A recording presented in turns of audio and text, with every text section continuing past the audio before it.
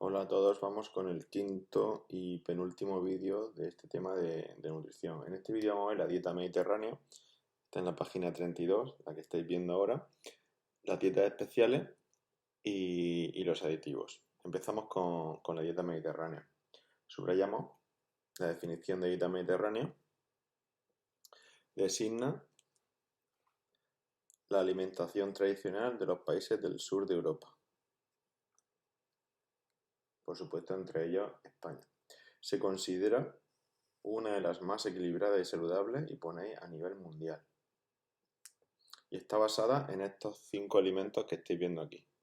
Como dice aquí, basada en el consumo de aceite de oliva, cereales, legumbres, pescados, verduras y frutas. Estos 5 que tenéis, el aceite de oliva, los cereales, legumbres de diferentes tipos, pescados, frutas y verduras. Vamos con el aceite de oliva. Contiene grandes cantidades de grasas insaturadas, por supuesto origen vegetal de la oliva, que son muy beneficiosas sobre todo para el sistema cardiocirculatorio. Como cuando vimos los lípidos, hablamos de los lípidos, de los ácidos grasos saturados, de las grasas saturadas, perdón, e insaturadas, pues el aceite de oliva lleva grandes cantidades de insaturadas. Cereales. Son ricos en glúcidos complejos. Recuerdo que los glúcidos complejos eran el almidón y la celulosa. Más saludables que los sencillos. Os recuerdo que los sencillos eran la glucosa, la fructosa, sobre todo la glucosa y la sacarosa. Además llevan grandes cantidades de fibra, os lo explico. Mirad, un grano de trigo lleva dos componentes. El de dentro es la harina y el de fuera es la cáscara. La cáscara está hecha de celulosa y la harina de almidón. La celulosa es lo que llamamos fibra. El almidón ya lo vimos en los glúcidos complejos, ¿vale? Pues cuando comemos los granos completos de los cereales, la cáscara junto con la harina, es cuando tomamos productos integrales. Así que es bastante más sano porque si tomamos solamente pan blanco, estamos tomando almidón, mientras que si lo tomamos con su cáscara, que es lo que lleva la celulosa base en la fibra, estamos tomando esos dos componentes, almidón, que nos da energía, y fibra, que permite que los alimentos se desplacen mejor por el intestino. Por eso dice aquí importante en glúcidos complejos. Vamos con las legumbres. Suministran un aporte equilibrado de nutrientes. Aquí vamos a poner proteínas de muy buena calidad y fibra alimentaria. Aparte de proteínas, aunque no lo vamos a poner, suministran glúcidos. Grandes cantidades de glúcidos, energía y proteínas. Pero destaca su componente en proteínas. Vamos con los pescados. Constituye una importante fuente proteica que contiene menos colesterol que la carne. Así que tanto de las legumbres como de los pescados vamos a sacar proteínas y con muy poco colesterol. Sí hay colesterol, los pescados llevan colesterol, pero en poca cantidad, con lo cual nos permite que no se incremente muchísimo la cantidad de colesterol en sangre. Verduras y frutas. Son muy ricas en vitaminas, sales minerales y fibra. ¿Por qué se dice que la dieta mediterránea es muy equilibrada y saludable? Pues porque lleva todo esto que sabemos que necesitamos. ¿Acordáis de la tabla de los alimentos? Esta tabla que vimos, lo que llamamos rueda de los alimentos, que nosotros hicimos como una tabla, el último vídeo, pues vamos a ver cómo funciona aquí.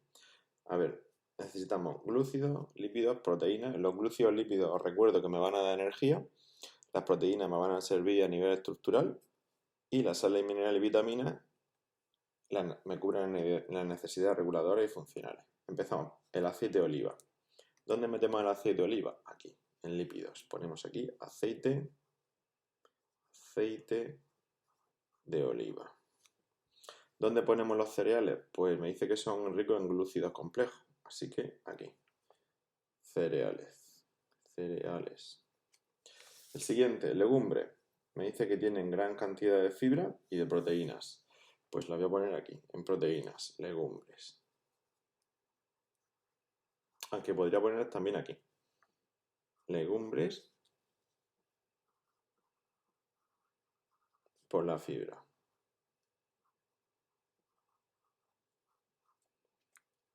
Por su contenido en proteína las pongo aquí, por su contenido en fibra las incluyo también aquí, junto a los cereales. ¿Y qué me queda? Pescado. El pescado claramente lo pongo en proteína.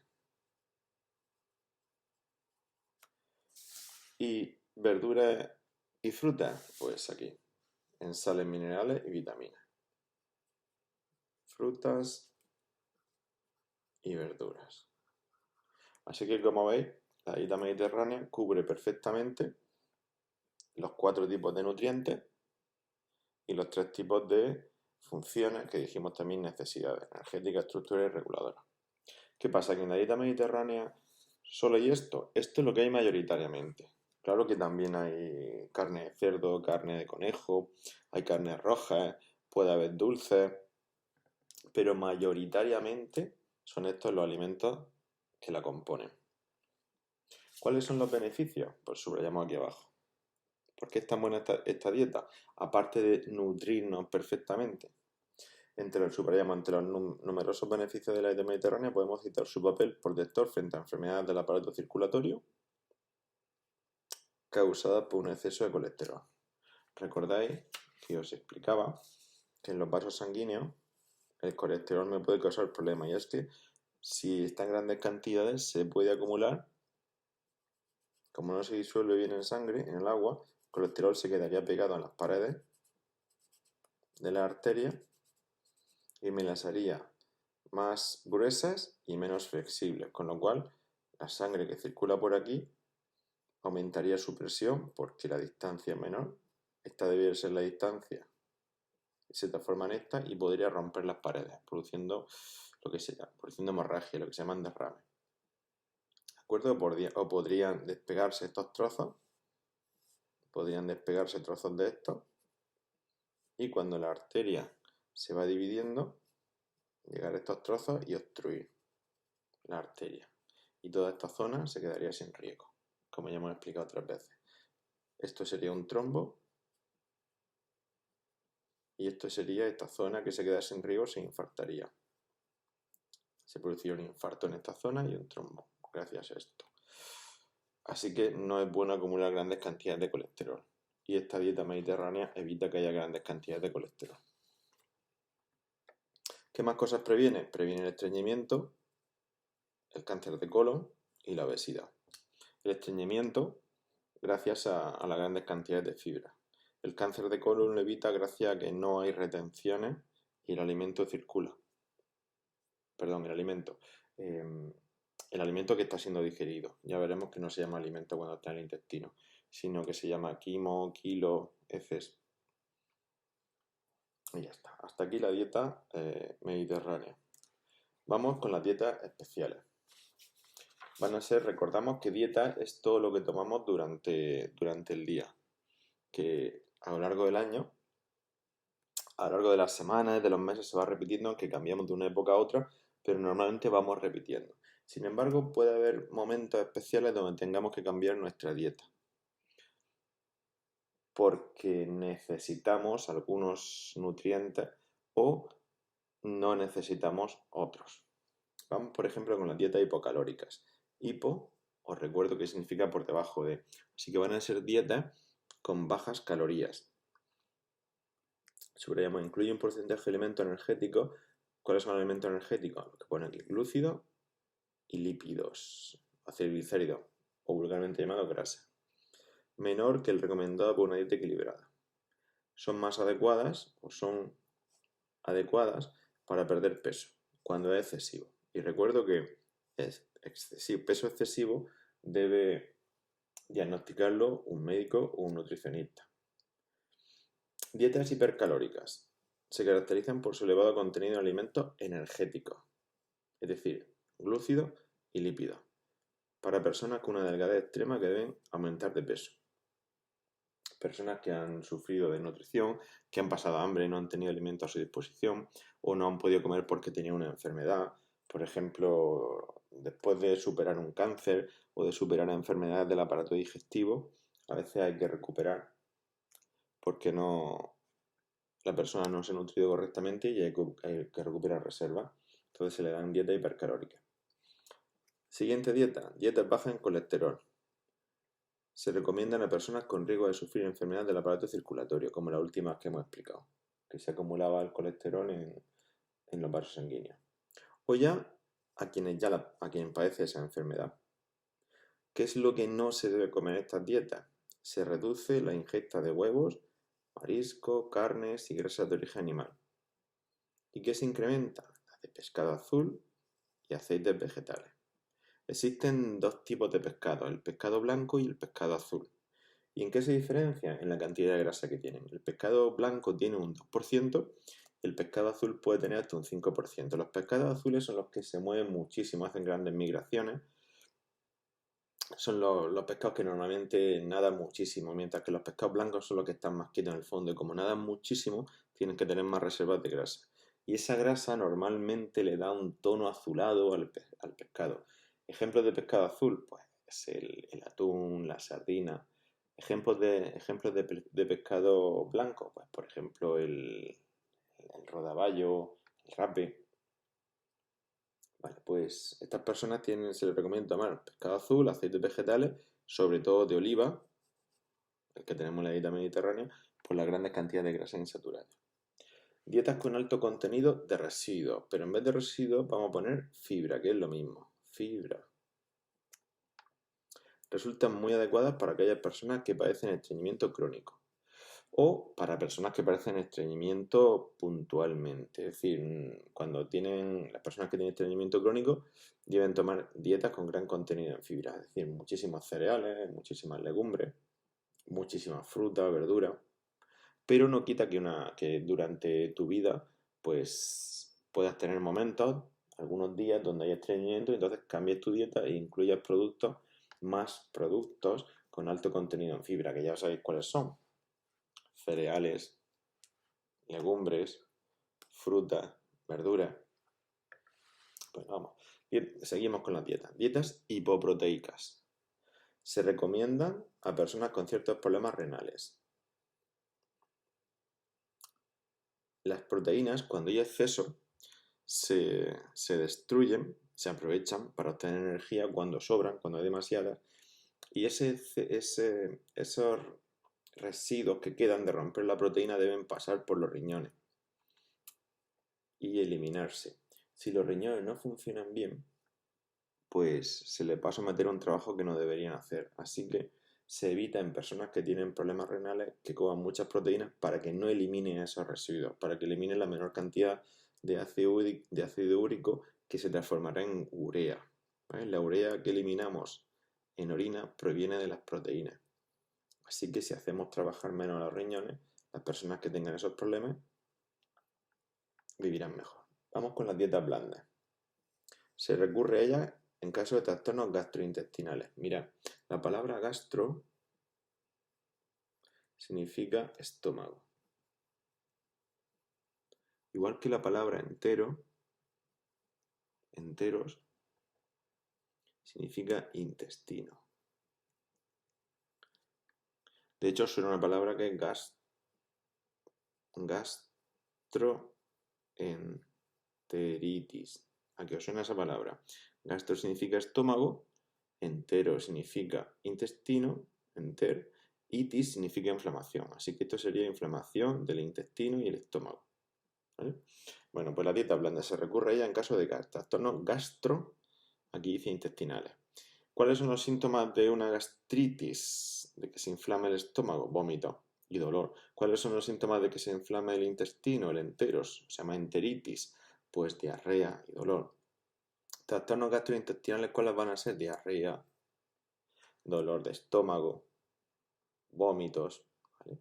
O después de ciertas intervenciones quirúrgicas, cuando no debe funcionar el sistema digestivo para que esté relajado. ¿Qué se va a evitar? ¿Qué es lo que no se va a comer? Se evitan carne roja, la mayoría de las verduras, pues el tema de que tienen mucha fibra y a veces el estómago tiene que movilizar esa fibra para pasar al intestino, legumbres y cítricos. ¿Cuáles van a ser los alimentos preferidos en esta dieta? Arroz Ponemos también arroz, no coge aquí, pero lo pongo por aquí. Patata, yogur y alimentos muy blandos, que no haga falta casi ni masticarlos, ni que el estómago tenga que esforzarse en mezclarlos. Arroz, patata, yogur. También pollo, pescado, pero hervidos. Pollo, pescado, hervidos, que sean muy fáciles de digerir. Y vamos con la última de la dieta milagro. ¿Qué van a hacer estas dietas? Como su nombre indica, milagros, que muchas veces no se pueden lograr. Se definen como aquellas a las que, sin base científica, se atribuyen cualidades que no han podido ser demostradas. Y ponéis vosotros, a veces, para justificar dichas dietas, se puede utilizar un vocabulario científico. Son esas dietas que te permiten perder grandes cantidades de peso tomando uno o dos alimentos durante a lo mejor 1 o 2 semanas. La dieta del melocotón, la dieta del pepino, y te dicen, mira, toma un pepino y melocotón junto a café estas 2 semanas y debido a la gran cantidad de fibra te permitirá no absorber otros alimentos. Además, te aporta grandes cantidades de vitaminas, sales minerales y el café te hará que energéticamente funciones mejor. Es decir, te dice una serie de cosas y te la escriben con una serie de palabras que hasta parecen muy lógicas, pero en realidad, si tú tomas una dieta basada en pepino y legumbres, perdón, en pepino y melocotón, ni estás tomando proteínas, ni estás tomando lípidos, ni estás tomando algunos tipos de glúcidos, eso no tiene ningún sentido nutricional, ningún sentido lógico hablando nutricionalmente. Pero te la pueden vender. Y si no tienes ningún conocimiento en nutrición, pues hasta te lo puedes creer y hacerlo. Suelen realizarse para conseguir una pérdida de peso importante en un corto plazo de tiempo. Y subrayamos aquí. Pueden causar trastornos de diversa consideración, gastrointestinales, circulatorios, dermatológicos. Dermatológico hace referencia a la piel, o trastornos neuropsíquicos, como por ejemplo alterar. Neuropsíquicos hace referencia a que pueden empezar enfermedades como anorexia, bulimia. Y además ponéis vosotros y efecto rebote. Cuando termina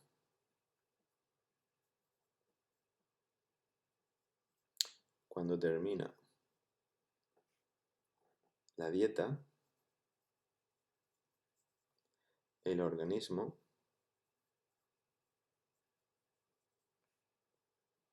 acumula más reservas de las que tenía antes de la dieta. Os explico esto. Mirad, si un organismo ha guardado, os lo explico con un ejemplo, si yo guardo 100 kilogramos de madera para pasar 3 meses y en el primer mes, en un mes, yo quemo los 100 kilos, voy a pasar frío los 2 meses restantes. Frío 2 meses. ¿Qué voy a hacer el año siguiente? Yo no voy a guardar 100 kilos, ni siquiera 300, guardaré 400 kilogramos. Es decir, si mi organismo tenía esta reserva de grasa para pasar 3 meses y yo la quemo muy rápido, porque quiero perder peso muy rápido, los 2 meses siguientes mi organismo se va a encontrar que no tiene reserva. Yo puede que en mi cabeza esté pensando, ay, qué bien que estoy sin reserva, pero mi organismo sabe que necesita esa reserva. Así que cuando vuelva a comer de forma normal, porque no puedo mantener siempre la dieta para perder peso, mi organismo guardará muchas más reservas. Es el efecto rebote, se pierde peso muy rápido, pero después se coge mucho más y más rápido que antes.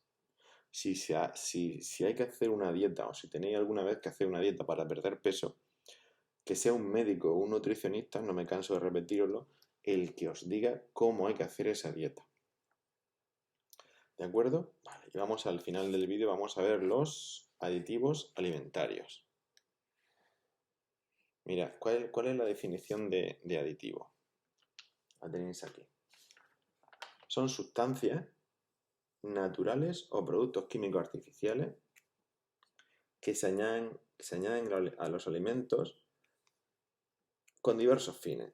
Los fines con los que se van a añadir son estos: para que exista conservación, para darles color, para que se potencie el sabor, para estabilizarlos, para que no se oxiden, para edulcorarlos, es decir, hacerlos más dulces. Y de hecho estos son los que tenemos que aprender, los 6 tipos de aditivos que tenemos que aprendernos. Por ejemplo, los conservantes. Prolongan la duración de alimentos. ¿Qué conservante os suena a vosotros? La sal. Aquí vamos a poner una serie de ejemplos. La sal o el vinagre. Cuando nosotros echamos sal a un jamón, a la carne, al salazón o a los jamones, siempre se le echa sal. Vale que nos guste el sabor de la sal, pero no se le echan por el sabor, se le echa para conservarlo durante mucho tiempo. O cuando echamos vinagre a los boquerones, es para que se mantengan, no para darle un sabor ácido. El vinagre es ácido acético, sino para que se conserven durante mucho más tiempo. Así que sal y vinagre se pueden considerar conservantes. Colorantes, pues por ejemplo el azafrán. Hay otros que a lo mejor no os suenan, como los carotenos. Voy a pasar aquí que no se ve. Si lo pongo así se ve mejor. Carotenos, que es el colorante E160A, y diréis, ostras, esto es química. Está hablando de cosas químicas. Mirad, los carotenos es el colorante que lleva la zanahoria. Vulgarmente se le llama también carotas, por estos carotenos, carotas, zanahoria.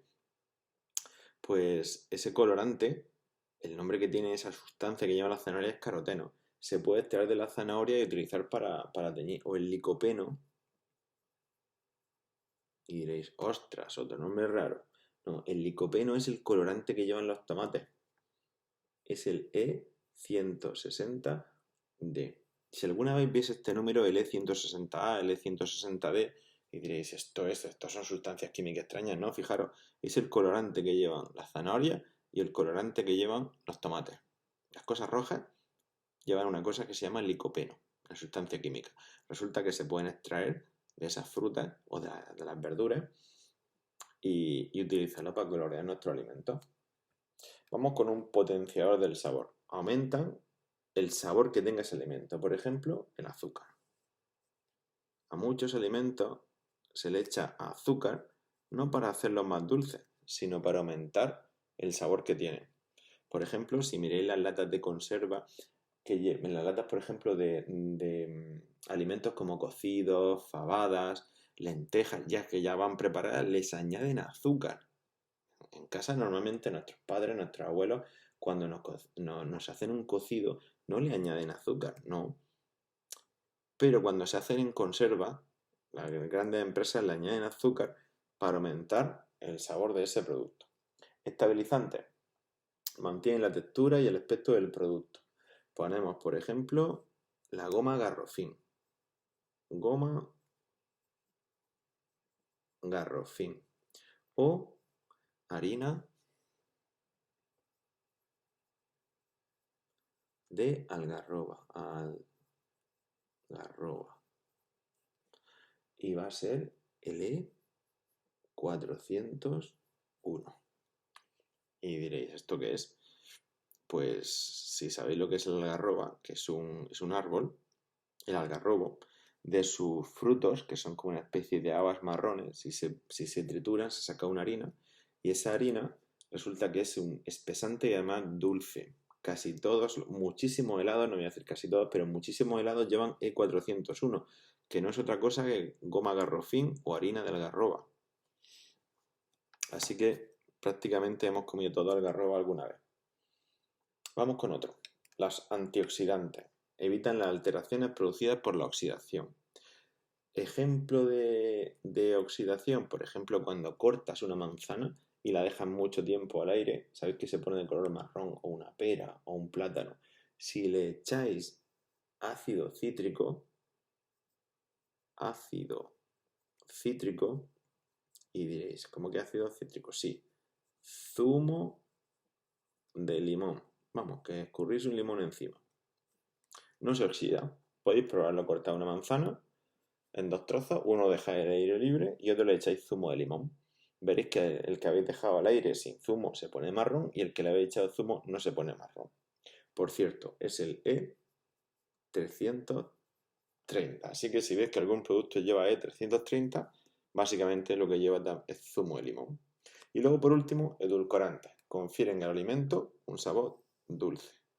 Pueden ser azúcares, como puede ser la sacarosa, el azúcar de mesa. Ponemos aquí sacarosa. O edulcorantes artificiales, como puede ser la sacarina. La sacarina se llama así porque tiene un sabor parecido a la sacarosa. Este es el artificial y este sería el natural. Azúcar de mesa, que he puesto aquí. Este que es azúcar que he puesto es lo mismo que sacarosa, ¿de acuerdo? Azúcar o sacarosa, y aquí he puesto simplemente sacarosa.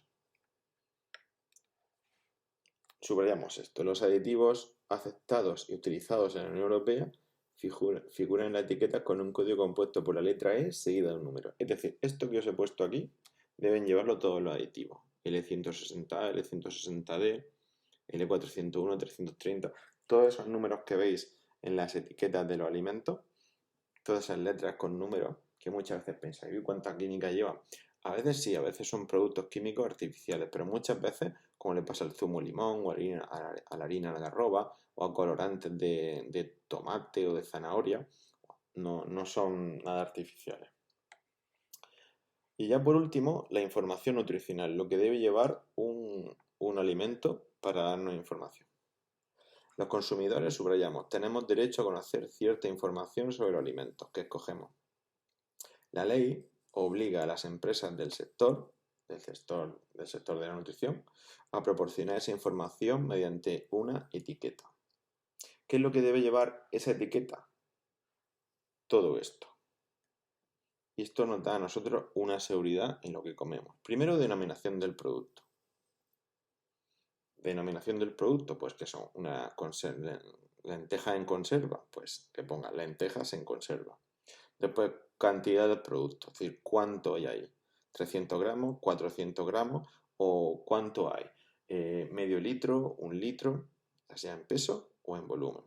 Después, relación de ingredientes, en orden decreciente de peso o volumen, es decir, hay que decir los ingredientes que lleva, empezando por el que más cantidad y terminando por el de menor cantidad. Después el modo de empleo, es decir, hay que calentarlo, hay que ponerlo al microondas, hay que echarle agua, cómo hay que utilizar ese alimento. Después la información nutricional, es decir, esta tabla que tenéis por ejemplo aquí es de información nutricional, lo que ya estamos estudiando en este tema, es decir, cuántas kilocalorías lleva ese alimento, cuántas proteínas, cuántas grasas, cuántos hidratos de carbono. Por ejemplo, aquí ponen lactosa porque entre ese hidratos de carbono lleva lactosa, cuántas sales minerales lleva, sodio, potasio, qué tipo de vitaminas, es decir, que debe decir qué tipo de nutrientes nos está aportando. Después, instrucciones para su conservación. Hay que tenerlo en un sitio seco, en un sitio donde no le dé la luz, o hay que guardarlo en el frigorífico, o hay que meterlo en el congelador a menos 15 grados. Todo eso debe venir indicado aquí. La fecha de consumo preferente y la fecha de caducidad. ¿Qué diferencia hay entre estas dos fechas? Mirad, la fecha de consumo preferente me indica que hasta esa fecha el producto va a conservar, como dice aquí, hasta esa fecha se garantiza la presencia de elementos de todas sus características. Es decir, si me dice que el consumo preferente es hasta el 1 de enero, significa que hasta el 1 de enero ese producto va a tener el mismo color, el sabor, la textura, el olor que debe. A partir de ahí podría variar algo, podría no tener el mismo color, podría no tener el mismo sabor, pero no significa que sea peligroso. Que sea tóxico para nosotros y nos vaya a causar daño. Lo que pasa es que sí variará. A partir de esa fecha podría variar. Sin embargo, la fecha de caducidad, después de esa fecha, el consumo del producto puede resultar peligroso. Aparte de que se alteren sus características organolépticas, es decir, su color, sabor, olor, esas son las características organolépticas, las que percibimos por los órganos de los sentidos. Aparte de alterarse esas características, además puede resultar peligroso. Entonces, la fecha de consumo preferente, si se ha cumplido, podemos tomarnos el alimento.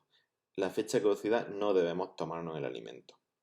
Identificación de la empresa fabricante, es decir, quién ha fabricado eso. Tiene que venir el nombre de la empresa, su dirección, etc. Por si hubiera cualquier problema, poder enviar el producto a la empresa o contactar con ellos. Bueno, chicos, hasta aquí el quinto vídeo. Cualquier duda, ya sabéis, me la preguntáis por ti o la aclaramos en clase si tenemos clase. Hasta luego.